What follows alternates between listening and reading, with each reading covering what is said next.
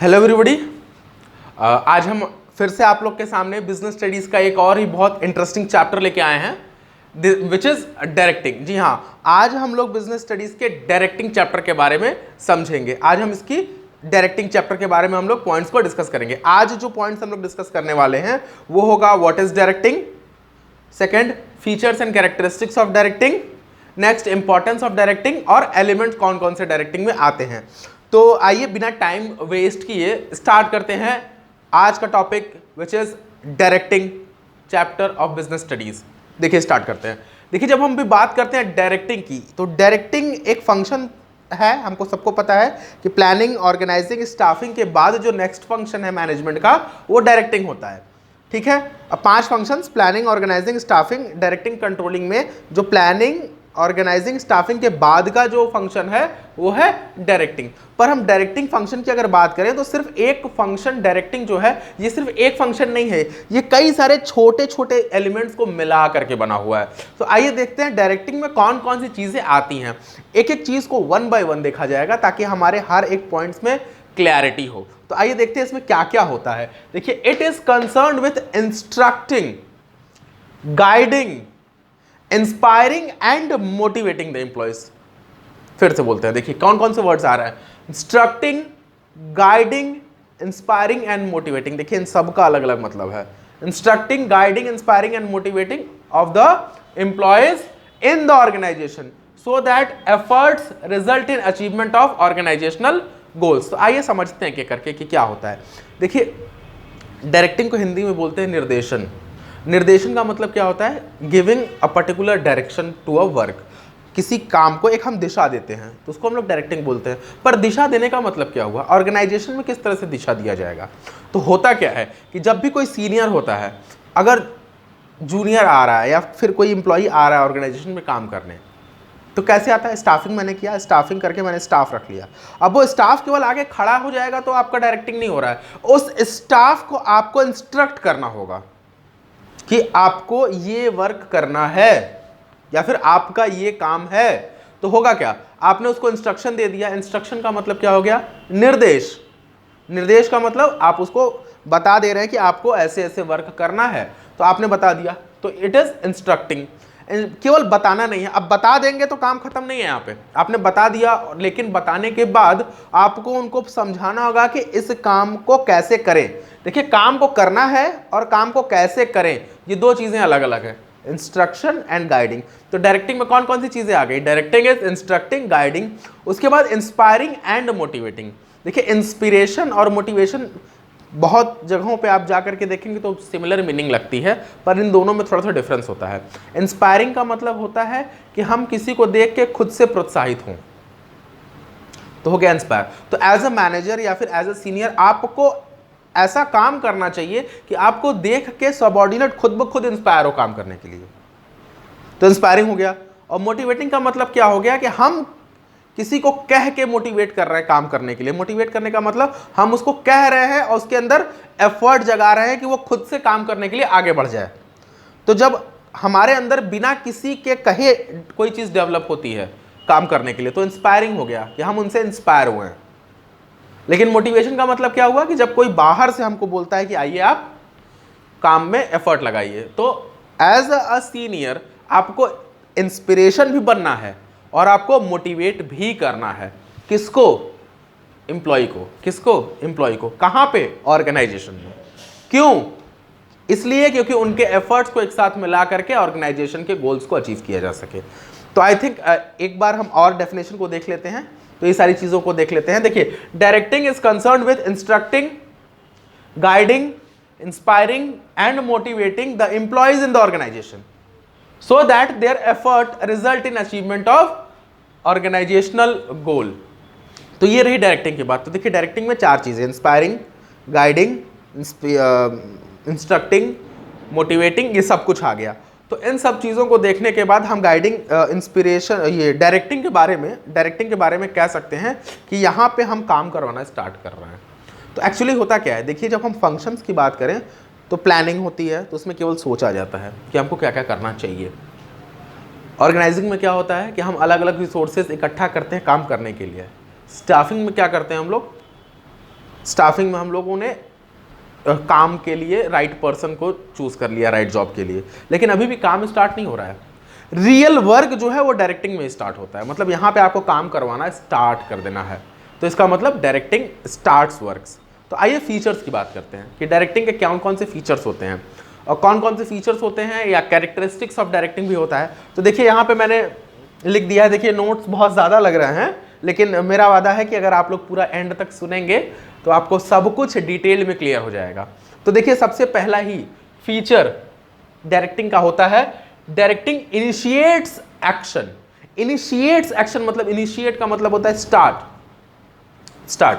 देखिए हमने अभी आपको बताया प्लानिंग, ऑर्गेनाइजिंग, स्टाफिंग, ये तीनों में आप काम स्टार्ट करने से पहले की प्रक्रिया करते हैं, लेकिन रियल में वर्क कहाँ स्टार्ट होता है, डायरेक्टिंग में। कैसे स्टार्ट होता है, मैनेजर एम्प्लॉय को बोलता है या अपने सबऑर्डिनेट को बोलता है कि अब आपको क्या करना है और उसको कैसे करेंगे, क्या करना है और कैसे करेंगे, ये काम डायरेक्टिंग में स्टार्ट हो रहा है। इससे पहले प्लानिंग, ऑर्गेनाइजिंग, स्टाफिंग में ये काम नहीं हुआ था।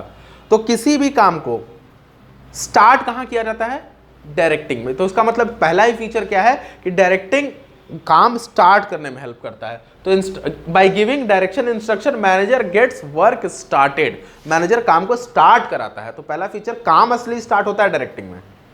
Second, continuous process. अब देखिए डायरेक्टिंग कंटिन्यूअस प्रोसेस कैसे है या कंटिन्यूइंग प्रोसेस कैसे है। देखिए एज अ मैनेजर या एज अ सुपीरियर या सीनियर, आप अगर अपने सबऑर्डिनेट को बोल देते हैं कि आप इस काम को करिए, सपोज करिए मैंने बोल दिया कि आप एक रिपोर्ट तैयार करके हमको दीजिए या फिर प्रेजेंटेशन तैयार करके हमको दीजिए, तो ये तो मेरी तरफ से काम हो गया, उनको मैंने इंस्ट्रक्ट कर दिया। केवल इंस्ट्रक्शन दे देना काफ़ी नहीं है, आपको इंस्ट्रक्शन देने के बाद लगातार उनको गाइड करना पड़ेगा कि रिपोर्ट किस तरह से तैयार करिए, प्रेजेंटेशन कैसे बनेगा, उनको इंस्पायर करिए, खुद से अपना प्रेजेंटेशन दिखा के कि मैंने कैसे कैसे बनाया है, उनको मोटिवेट करिए कि आप बहुत अच्छा काम कर सकते हैं। याद रखिएगा, जब तक काम चलेगा तब तक गाइडिंग, सुपरविजन, मोटिवेशन, इंस्पिरेशन ये सब चलता रहेगा, क्योंकि जब तक काम चलेगा आपको गाइड करना पड़ेगा, सुपरवाइज करना होगा, उसको वॉच करना होगा कि असल में आपने जिस तरह से कहा था उस तरह से वो काम कर रहा है कि नहीं। तो यहां पे क्या हो गया, कंटिन्यूअसली वर्क जब तक चलेगा तब तक डायरेक्टिंग है। इसलिए हम कह सकते हैं continuous is a directing is a continuous process. Directing is a continuous process. देखिए यहां पे लिखा हुआ है मैंने, मैनेजर कैन नॉट रेस्ट, यहां मैनेजर ने लिखा है, आपको खुद से ऐड कर लेना है। Manager can not rest after issuing instruction या फिर after issuing order, but also continuously guide, supervise, motivates the subordinates. मतलब जब तक काम चलेगा आपको सबऑर्डिनेट्स को गाइड, सुपरवाइज, मोटिवेट करना पड़ेगा। नेक्स्ट फीचर की बात करते हैं, परवेसिव। देखिए परवेसिव फंक्शन जो है ना, ये वर्ड परवेसिव, ये आपको बिजनेस स्टडीज में कई जगह मिल जाएगा। परवेसिव का मतलब क्या होता है, मैंने कई बार आपको पिछले वीडियोस में भी बताया है। परवेसिव का मतलब जो हर जगह मौजूद हो। तो मैनेजमेंट की अगर बात करें तो मैनेजमेंट में 3 लेवल है, top level, middle level, supervisory level, या फिर ऑपरेशनल लेवल भी कहते हैं सुपरवाइजरी लेवल को। तो इस हर लेवल पे डायरेक्टिंग हर लेवल पे मौजूद होता है। ऐसी बात नहीं है कि डायरेक्टिंग केवल नीचे होता है। देखिए जहां सीनियर सबऑर्डिनेट का रिलेशनशिप आ गया, कहीं पे भी ऑर्गेनाइजेशन में, चाहे वो टॉप लेवल, चाहे मिडिल लेवल, चाहे लोअर लेवल, कहीं पे भी सीनियर सबऑर्डिनेट का अगर रिलेशन आ गया तो वहां डायरेक्टिंग है, डायरेक्टिंग जरूर होता है। और हमको पता है ऑर्गेनाइजेशन में हर व्यक्ति का एक सीनियर होता है और हर व्यक्ति का एक जूनियर होता है, तो हर लेवल पे डायरेक्टिंग मौजूद है। इसको आप और डिटेल में जाना चाहते हैं तो इस तरह समझ लीजिए कि डायरेक्टिंग टॉप लेवल पे या जो कंपनी के हायर पोस्ट होते हैं वहां पे होता है, लेकिन वहां डायरेक्शन मेनली प्लानिंग्स के लिए होता है, या डायरेक्टिंग का काम कम होता है, प्लानिंग का काम ज़्यादा होता है, लेकिन डायरेक्टिंग होती ज़रूर है। जैसे जैसे आप नीचे आते जाएंगे ऑर्गेनाइजेशन में, वहाँ डायरेक्टिंग बढ़ता जाएगा, कहीं कम कहीं ज़्यादा, department to department, level to level differ कर सकता है, पर मौजूद हर जगह होगा, कहीं कम कहीं ज़्यादा। इसका मतलब परवेसिव का मतलब हो गया कि ये हर जगह मौजूद होता है, टॉप लेवल से लेकर लोअर लेवल तक। ऑपरेशनल लेवल लोअर लेवल पे ज़्यादा होता है, टॉप लेवल पे कम होता है, पर होता ज़रूर है। नेक्स्ट, जहां सीनियर सबऑर्डिनेट रिलेशनशिप होगा वहां पे भी आपका डायरेक्टिंग होगा ज़रूर। इसका मतलब ये परवेसिव फंक्शन है मैनेजमेंट का। Next, direction flows from top to bottom. ये बड़ा मज़ेदार है। अच्छा एक बात बताइए आप लोग, आपको अगर कोई काम करने के लिए बोला जाता है ऑर्गेनाइजेशन में, तो ये बताइए आप अपने जूनियर की बात मानेंगे कि सीनियर की? बट ऑब्वियस है कि आप सीनियर्स की बात मानेंगे, सीनियर जैसे कहेगा वैसे आप काम करेंगे। तो याद करिएगा, ऊपर वाला नीचे वाले को इंस्ट्रक्ट करता है, सीनियर सबऑर्डिनेट को इंस्ट्रक्शन देता है, गाइड करता है, मोटिवेट करता है, इंस्पायर करता है। तो याद रखिए सुपरविजन भी सीनियर ही करता है। तो जब भी डायरेक्टिंग की बात करेंगे तो ऊपर वाला नीचे वाले को डायरेक्ट करता है। तो हमेशा it flows from top to bottom. देखिए ना, directing flows from top to bottom, start from top level and flows to lower level, given by every manager to their subordinate. देखिए होता क्या है, डायरेक्टिंग क्या होता है, given by every manager to their subordinate. यहाँ पे डायरेक्टिंग गिवन बाय लिख लीजिए आप लोग, to every manager to its subordinate होना चाहिए। तो हुआ क्या, सीनियर जूनियर को देगा, तो directing flows from top level to lower level या बॉटम लेवल। परफॉर्मेंस ओरिएंटेड, अभी मैंने बताया था कि डायरेक्टिंग में वर्क स्टार्ट होता है। तो स्टार्ट क्यों किया जाता है? क्योंकि इससे पहले मैंने प्लानिंग की थी। तो प्लान्स को परफॉर्मेंस में कैसे बदलेंगे, काम करके। प्लान्स जो दिमाग में है उसको एक्चुअल हम ग्राउंड में कब ले आएंगे, जब उसमें परफॉर्मेंस होगी। परफॉर्मेंस कहाँ स्टार्ट हो रही है? परफॉर्मेंस स्टार्ट हो रही है डायरेक्टिंग में। जी हाँ, डायरेक्टिंग में असली काम स्टार्ट हो रहा है। तो डायरेक्टिंग ने क्या काम किया, आपके जो प्लान्स है उसको परफॉर्मेंस में बदल दिया। तो इसका मतलब इसका मेन मकसद क्या है, परफॉर्मेंस बनाना। तो इट इज परफॉर्मेंस ओरिएंटेड। याद रखिएगा, इसका एक और काम होता है कि हर इंडिविजुअल अलग है, हर इंडिविजुअल की अथॉरिटी अलग है, हर इंडिविजुअल अलग अलग पोस्ट पे काम कर रहा है, पर ऑर्गेनाइजेशन में सबके एफर्ट को एक साथ मिला करके एक परफॉर्मेंस तैयार होती है जो कि ऑर्गेनाइजेशन अचीव करना चाहती है। तो क्या कर रहा है, performance oriented, converts plans into performance and individual effort towards achievement of organisational goal. तो ये हो गया हमारा पांचवा फीचर या कैरेक्टरिस्टिक्स ऑफ डायरेक्टिंग। लास्ट बड़ा मजेदार है, ह्यूमन एलिमेंट। देखिए जरा हम आपको बता दें कि अभी मैंने कहा इंस्ट्रक्शन, गाइडिंग, सुपरविजन, मोटिवेशन, ये सारी चीज़ें आप ह्यूमन बीइंग के ऊपर ही कर सकते हो। आप टेबल, बेंच, पैसा, बिल्डिंग्स, इन सब के ऊपर आप ये सब चीज़ नहीं कर सकते हो। आप इंस्ट्रक्शन नहीं दे सकते हो, आप गाइड नहीं कर सकते हो। तो असल में डायरेक्टिंग किसकी की जाती है, ह्यूमन बीइंग्स की। अगर हम इसको और डिटेल में जाके देखें तो डायरेक्टिंग जो है एक ह्यूमन बिहेवियर की पढ़ाई होती है। आप ह्यूमन बिहेवियर को अच्छे से समझते हैं, उसको स्टडी करते हैं, और स्टडी करने के बाद अपने अकॉर्डिंगली मोल्ड करते हैं। मतलब मोल्ड करना मतलब अपने अकॉर्डिंगली उसको एडजस्ट करके काम करवाना। तो डायरेक्टिंग में क्या होता है, ह्यूमन बीइंग को पढ़ना है, ह्यूमन बीइंग्स को मोल्ड करना है काम करवाने के लिए। जो ग्रुप है ह्यूमन बीइंग्स का, उन सबको एक साथ लेके काम करना है। दो डिफरेंट पर्सन है तो उन दोनों को आपस में मिलाना है। तो यहाँ पे किस चीज़ के ऊपर काम हो रहा है, ह्यूमन बीइंग्स के ऊपर। इसका मतलब हम कह सकते हैं डायरेक्टिंग इन्वॉल्व ह्यूमन एलिमेंट।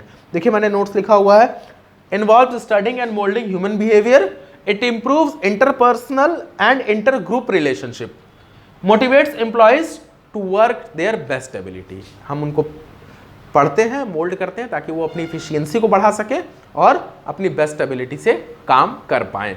तो दो चीज़ें हो गई, डेफिनेशन, फीचर्स। आते हैं नेक्स्ट टॉपिक के ऊपर जो है इंपॉर्टेंस ऑफ डायरेक्टिंग। तो इंपॉर्टेंस ऑफ डायरेक्टिंग के मैं नोट्स लिख देता हूं, उससे पहले आप इसको नोट कर लीजिए।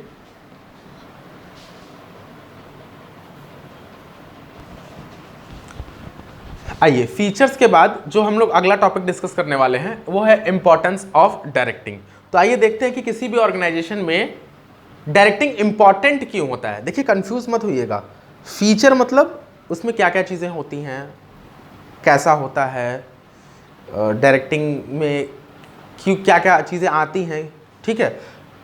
इंपॉर्टेंस में क्या आता है कि ये किसी संस्था के लिए ज़रूरी क्यों है, क्यों हम डायरेक्टिंग करें। तो हमने सबसे पहले ही आपको बताया कि डायरेक्टिंग का सबसे पहला ही पॉइंट है to initiate action, to start action. To start action का मतलब क्या हो गया, टू इनिशिएट एक्शन का मतलब क्या हो गया। कोई भी ऑर्गेनाइजेशन में अगर डायरेक्टिंग नहीं हो रहा है तो एक्चुअली काम ही स्टार्ट नहीं होगा। तो अगर काम ही स्टार्ट नहीं होगा यानी वर्क ही नहीं स्टार्ट होगा तो फिर ऑर्गेनाइजेशन क्यों बना हुआ है, ऑर्गेनाइजेशन का कोई वैल्यू नहीं है तब, अगर ऑर्गेनाइजेशन में कोई वर्क नहीं हो रहा है। तो असल में ऑर्गेनाइजेशन में वर्क को स्टार्ट करने के लिए ही डायरेक्टिंग है। इसका मतलब डायरेक्टिंग स्टार्ट्स वर्क। कैसे, सब कुछ पेपर में पड़ा हुआ है पर वर्किंग नहीं हो रही है, क्यों? क्योंकि किसी को पता नहीं क्या करना है। अब डायरेक्टिंग पेपर में लिख के देने से काम नहीं चलेगा। अब डायरेक्टिंग में एक व्यक्ति होगा जो बताएगा आप ये काम करो, वो बताएगा कि इस काम को कैसे करो, वो बताएगा कि आप इस काम को कर सकते हो, वो लगातार आपको वॉच करता है काम करते वक्त, तब आपका काम होता है। इसका मतलब इट इनिशिएट्स एक्शन। जो दूसरा इंपॉर्टेंट पॉइंट है, इट इंटीग्रेट्स एम्प्लॉयज एफर्ट। देखिए इंटीग्रेट का मतलब होता है मिलाना, जोड़ना। हमको पता है ऑर्गेनाइजेशन में अलग अलग लेवल्स हैं, अलग अलग पोस्ट है, अलग अलग डिपार्टमेंट है, हर लेवल पे अलग व्यक्ति काम कर रहा है, हर डिपार्टमेंट में अलग व्यक्ति काम कर रहा है, हर पोस्ट पे एक डिफरेंट एम्प्लॉय वर्क कर रहा है, हर पोस्ट की एक ड्यूटी है, एक रिस्पॉन्सिबिलिटी है, एक अथॉरिटी है, सब अपना अपना काम कर रहे हैं। लेकिन ये सब अपना अपना काम कर रहे हैं, लेकिन है तो सब एक ही ऑर्गेनाइजेशन के पार्ट। सब अपना अपना काम करने लगेंगे, सब अलग अलग काम करने लगेंगे तो ऑर्गेनाइजेशन का वर्क नहीं होगा तब तक जब तक इन सबका वर्क एक साथ काम ना करे, मिल के। सबके अलग अलग काम है लेकिन सारे काम एक साथ मिलते हैं, तब वो ऑर्गेनाइजेशन का वर्क कहलाता है। तो ये डायरेक्टिंग का काम है कि लगातार इंस्ट्रक्शन दे करके, सबको गाइड करके, आपस में सबको मिला करके हम सबके एफर्ट को एक साथ मिलाते हैं। Integrates the group effort. जैसे हम कहते हैं कि क्रिकेट टीम में एक व्यक्ति बॉलिंग करता है, एक व्यक्ति बैटिंग करता है, एक फील्डिंग होती है और विकेट कीपिंग होती है। लेकिन जब सबकी परफॉर्मेंस को एक साथ कहते हैं तो हम कहते हैं कि टीम ने परफॉर्म किया। टीम परफॉर्मेंस मतलब सबकी परफॉर्मेंस जब जुड़ के काम करती है, तो आप कह सकते हैं कि इट इंटीग्रेट्स ग्रुप एफर्ट या फिर it maintains the team effort. तो directing maintains the group effort या integrates the group effort. Second. Third, means of motivation. देखिए मैंने यहां लिखा हुआ है एलिमेंट्स ऑफ डायरेक्टिंग, तो हमको अभी उसको डिस्कस करना है, वो हम करेंगे। डायरेक्टिंग के अगर एलिमेंट्स की बात करें तो सुपरविजन, मोटिवेटिंग, लीडरशिप, कम्युनिकेशन सब होता है। मोटिवेशन एक बहुत ही बड़ा फैक्टर होता है डायरेक्टिंग का। याद करिए हमने आपको बताया था कि सीनियर सबऑर्डिनेट को मोटिवेट करता है। कैसे मोटिवेट करता है? टाइम टू टाइम उनसे बात करता है, उनको बताता है, उनको समझाता है। तो उससे क्या होता है कि एम्प्लॉयज के अंदर एक सेंस ऑफ बिलोंगिंगनेस आती है, उनके अंदर एक फीलिंग आती है कि मेरे ऊपर कोई है, मेरी गलती होगी तो वो हमको गाइड करेगा, बताएगा, कोई है जो हमको लगातार वॉच कर रहा है। पॉजिटिव नेगेटिव दोनों हो सकता है मोटिवेशन, उसके बारे में हम लोग मोटिवेशन वाले वीडियो में बात करेंगे।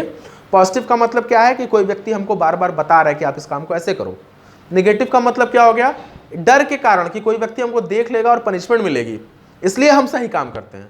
तो हुआ क्या? Means of motivation. सही काम करवाएगा वो मोटिवेट करके एम्प्लॉय को। तो हुआ क्या? It brings motivation. ये मोटिवेशन का एक साधन है। It is means of motivation. क्यों? क्योंकि मोटिवेशन एक इंपॉर्टेंट एलिमेंट है डायरेक्टिंग का। Next, bring stability in the organisation. देखिए स्टेबिलिटी वर्ड मैंने क्यों यूज किया यहाँ पे? देखिए स्टेबिलिटी का मतलब होता है, अगर आप ऑर्गेनाइजेशन को डीप में वॉच करेंगे तो ऑर्गेनाइजेशन में कई ग्रुप्स हैं, different employees at different place. उन दोनों के बीच में मिसअंडरस्टैंडिंग हो सकता है, ईगो प्रॉब्लम हो सकता है, एटीट्यूड हो सकता है। इन सब के बीच में अगर ऐसी चीजें आने लगेंगी तो ऑर्गेनाइजेशन सही से वर्क नहीं करेगा। तो यहाँ पे डायरेक्टिंग का काम है कि इन दोनों के काम को आपस में कोऑर्डिनेट करें, इनके बीच में कम्युनिकेशन स्टैब्लिश करें, इनके बीच में जो मिसअंडरस्टैंडिंग है उसको दूर करें। देखिए यहाँ पे कम्युनिकेशन लिखा है मैंने एलिमेंट, इनके बीच में कोऑर्डिनेशन तैयार करें ताकि ऑर्गेनाइजेशन अच्छे से काम करे। एक पहला पॉइंट। दूसरा पॉइंट, जरूरी नहीं है कि एम्प्लॉयज ही, कई बार एम्प्लॉयर और एम्प्लॉय के बीच में एटीट्यूड डिफरेंस आ जाता है। यानी मालिक और काम करने वाले, एम्प्लॉयर और एम्प्लॉय जिसने काम पे रखा है, जो नीचे काम कर रहा है, उन दोनों के बीच में भी कई बार एटीट्यूड प्रॉब्लम आ जाती है। तो होता क्या है? डायरेक्टिंग का काम है कि इन दोनों को समझाना, एम्प्लॉयर को समझाना कि एम्प्लॉई अगर आपके साथ मिलकर काम करेंगे तभी ऑर्गेनाइजेशन का ग्रोथ है, और एम्प्लॉय को समझाना कि अगर हम ऑर्गेनाइजेशन की ग्रोथ के बारे में सोचेंगे तो हमारा ग्रोथ खुद ब खुद होगा। तो होगा क्या? हम दोनों के इंटरेस्ट को हम कंबाइन करके हम बताएंगे कि ऑर्गेनाइजेशन के ग्रोथ में ही दोनों का ग्रोथ है। तो इसका मेन मकसद क्या है? Bring stability. सबके विचारों में स्थिरता आएगी और सब एक दूसरे के साथ बेटर वर्क करेंगे। तो brings stability in the organisation. Next, facilitate change. देखिए एनवायरनमेंट कंटिन्यूअसली चेंज होता है बिजनेस में। हमने बिजनेस एनवायरनमेंट चैप्टर में इसके बारे में डिटेल में डिस्कस किया है, आप चाहें तो प्लेलिस्ट में जाकर उसको चेक कर सकते हैं। तो बिजनेस एनवायरनमेंट वहाँ मैंने पूरा कंप्लीट कर दिया है। यहाँ पे ये बात बस बता देना चाहते हैं कि एनवायरनमेंट कंटिन्यूअसली चेंज होता है, वो डायनेमिक होता है। कभी टेक्नोलॉजी चेंज हो गई, कभी टेस्ट एंड प्रेफरेंस चेंज हो गया। ये डायरेक्टिंग का काम है कि ये जो चेंज हुआ है इस चेंज को एम्प्लॉयज को बताएं और इस चेंज को एम्प्लॉयज से फेमिलियर कराएं। फेमिलियर मतलब एम्प्लॉयज को बताएं, गाइड करें, इंस्ट्रक्ट करें कि ये बदलाव हुए हैं और इसके अकॉर्डिंगली हमको काम करना चाहिए। होता क्या है, कोई नई चीज जब ऑर्गेनाइजेशन में आती है तो इजीली एक्सेप्ट नहीं होती जब तक कोई व्यक्ति उसके बारे में लोगों को समझाता नहीं, बताता नहीं। डायरेक्टिंग में सीनियर का काम है कि ये चीजों को जाकर के जूनियर को बताए ताकि जूनियर अपने आप को कंफर्टेबल माने या फिर कंफर्टेबल कर सके काम में।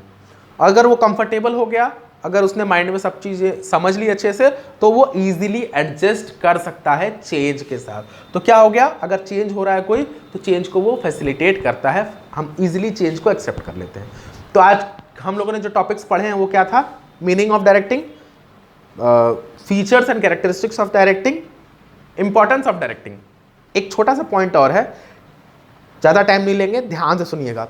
देखिए एलिमेंट्स ऑफ डायरेक्टिंग, मैंने आपको बताया था ना कि डायरेक्टिंग कोई एक चीज़ नहीं है, कई चीज़ों को मिला के डायरेक्टिंग होता है।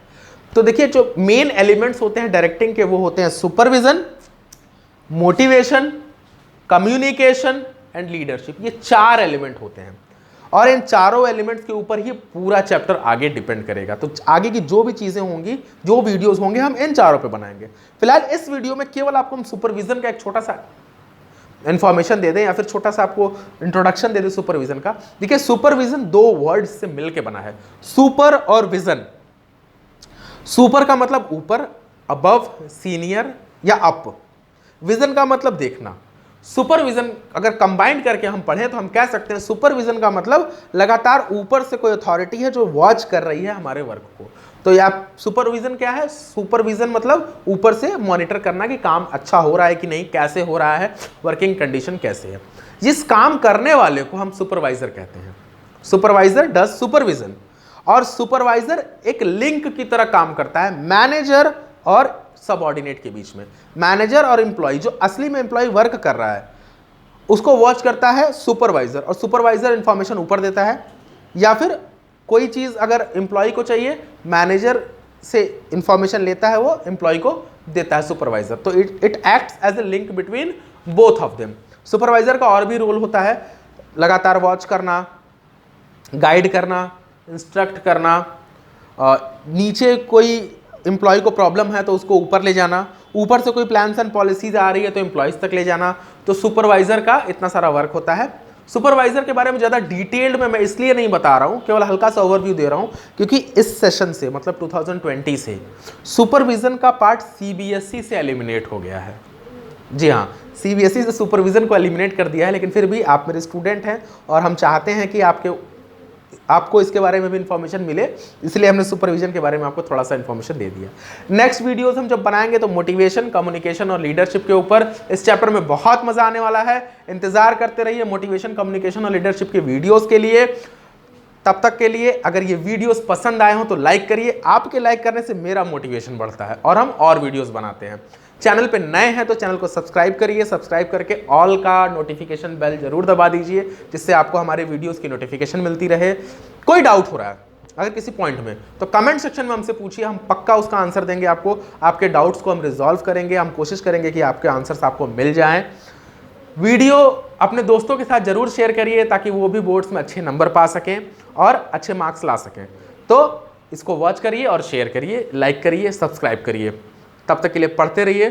Thank you very much.